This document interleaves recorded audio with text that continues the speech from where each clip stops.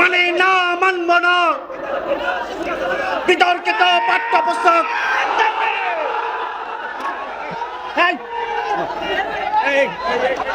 আস্তে আস্তে আস্তে আস্তে আসেন না, কেউ সামনে আসবেন না, তাড়াহুড়া করবেন না, ব্যথা পাবেন, একজনও সামনে আসবেন না। সংগ্রামী তৌহিদি জনতা, এই ভলান্টিয়ার ভাইরা আমরা সবাই নিয়ন্ত্রণ করি।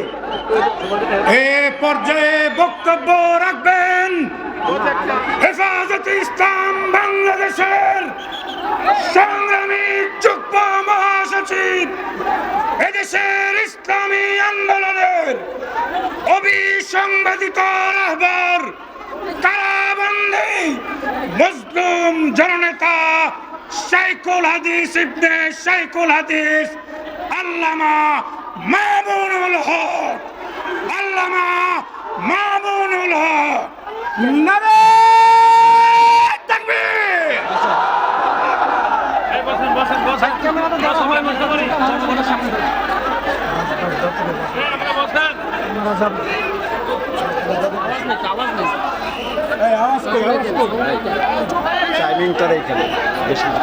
কথা বন্ধ করেন, কথা বন্ধ করেন সব। সামনে কি বসেন, একটু বসেন ভাই, বসেন।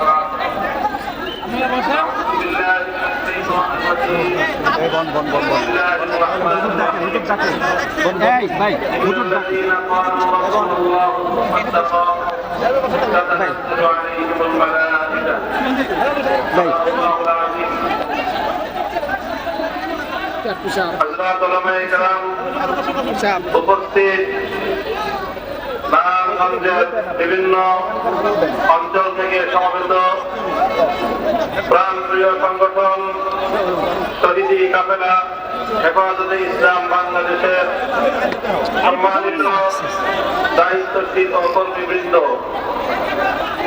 আজকে আপনারা একটি ঐতিহাসিক সময়ে সম্মিলিত হয়েছেন।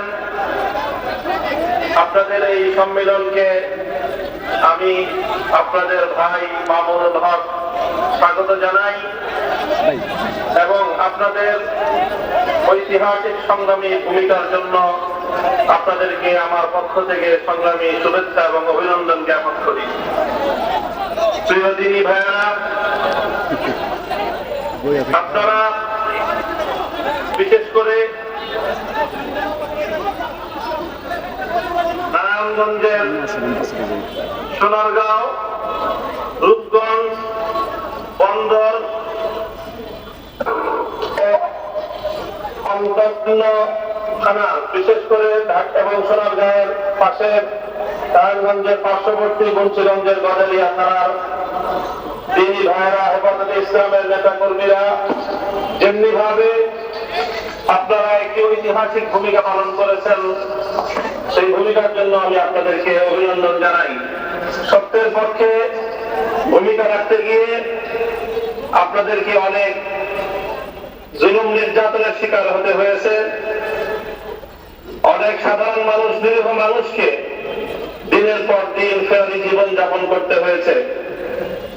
কারাগারগুলো আমাদের প্রাণপ্রিয় নেতা কর্মীদের দ্বারা ভরপুর করা হয়েছে।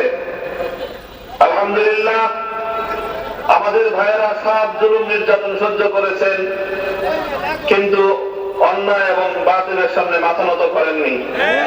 ইনশাআল্লাহ আমরা যদি এই ধারা অব্যাহত রাখতে পারি, আল্লাহর এই জমিনে ইসলাম বিরোধী কোনো অপতৎপরতা আমাদের এই অগ্রযাত্রাকে রুখে দিতে পারবে না ইনশাআল্লাহ। আজ আপনারা নারায়ণগঞ্জ জেলার পক্ষ থেকে যে আয়োজন করেছেন, আমি ব্যক্তিগতভাবে এখানে আসার একান্ত আগ্রহ ছিল, কিন্তু নানা কারণে আমি আজ আপনাদের মাঝে উপস্থিত হতে পারিনি। আমি আমার এই বক্তব্যের মধ্য দিয়ে আজকের এই সেমিনার এবং সম্মেলনকে আমি কামিয়াব হওয়ার জন্য আল্লাহ রাব্বুল আলামিনের কাছে দোয়া করছি এবং ইনশাআল্লাহ আমি প্রত্যয় ব্যক্ত করছি, আপনারা যেভাবে সম্মিলিতভাবে অন্যায় এবং অসত্যের বিরুদ্ধে রুখে দাঁড়িয়েছেন, মিথ্যাশ্রয়ী আক্রমণ, হিংসাত্মক কার্যক্রমের মোকাবেলায় আপনারা যেভাবে রুখে দাঁড়িয়ে সাহসের পরিচয় দিয়েছেন, আগামী দিনেও ইনশাআল্লাহ আপনারা এভাবেই বলিষ্ঠভাবে আল্লাহর দ্বীনের জন্য ময়দানে তৎপর থাকবেন, এই আশাবাদ আমি ব্যক্ত করি। ইনশাআল্লাহ আমরা এদেশে অতীতেও যেমনিভাবে দায়িত্বশীলতার সাথে ভূমিকা পালন করেছি, আমাদের উপর আঘাত এসেছে, আমাদের উপর আক্রমণ এসেছে, আমাদের ভাইদের রক্তে ঢাকার রাজপথ শাপলা চত্বর রঞ্জিত হয়েছে, আমাদের ভাইদের রক্তে হাটহাজারীর রাজপথ রঞ্জিত হয়েছে, আমাদের ভাইদের রক্তে বিবাড়িয়া শহীদ বাড়িয়ার রাজপথ রঞ্জিত হয়েছে।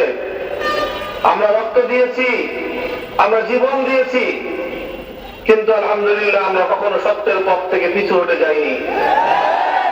আমাদের এই প্রত্যয়, আমাদের এই পথ চলা ইনশাআল্লাহ অব্যাহত থাকবে। কেউ যদি মনে করে থাকে যে ইসলামপন্থীদেরকে অথবা আলেম ওলামাদেরকে জুলুমের মাধ্যমে, নির্যাতনের মাধ্যমে তাদেরকে দমিয়ে দিবে, তাহলে আমি তাদেরকে বলবো ইতিহাস থেকে জেনে নিবেন রাসূল আকরাম সাল্লাল্লাহু আলাইহি ওয়াসাল্লামের ব্যর্থহীন ভবিষ্যৎবাণী রয়েছে, লা তাযালু তায়িফাতুম মিন উম্মতি মানসুরিনা আলাল হক লা ইয়াদুররুহুম মান খাযালাহুম হাত্তা ইয়াতি আমরুল্লাহ। আল্লাহর দ্বীনের ঠান্ডা সমুন্নত রাখার জন্য সত্যাশ্রয়ী কাফেলা চিরন্তন মাথা উঁচু করে থাকবে। পৃথিবীর কোন শক্তি তাদেরকে দমাতে পারবে না, তাদেরকে জুলুম করতে পারবে, নির্যাতন করতে পারবে, কিন্তু সত্যের পথ থেকে তাদেরকে বিচ্যুত করতে পারবে না। তো এই আহ্বান আমি আপনাদের কাছে রাখি, বুকে সাহস নিয়ে, বুকে ঈমানী মনোবল নিয়ে, অন্তরে আল্লাহর ভয়, তাকওয়া এবং আল্লাহর কাছ থেকে বিনিময়ের প্রত্যাশা নিয়ে আমরা আমাদের এই পথ চলা অব্যাহত রাখবো। আগামী দিনে ইনশাআল্লাহ যে কোনো অন্যায়ের বিরুদ্ধে অগ্রণী ভূমিকা পালন করার আহ্বান জানিয়ে আমি আপনাদের সকলের জন্য দোয়া চাই, দোয়া করি, নিজের জন্য দোয়া চাই, আপনাদের জন্য দোয়া করি এবং আজকের আপনাদের সেমিনারের সর্বাঙ্গীন সফলতা কামনা করে আমি আমার কথা শেষ করছি। আমার বক্তব্য ধৈর্য ধারণ করে শোনার জন্য আমি আপনাদের সকলের শুকরিয়া আদায় করছি। নাসরুম মিনাল্লাহি ওয়া ফাতহুন করিব ওয়া আখিরু দাওয়ানা আলহামদুলিল্লাহি রাব্বিল আলামিন। ওয়াসসালামু আলাইকুম ওয়া রাহমাতুল্লাহ।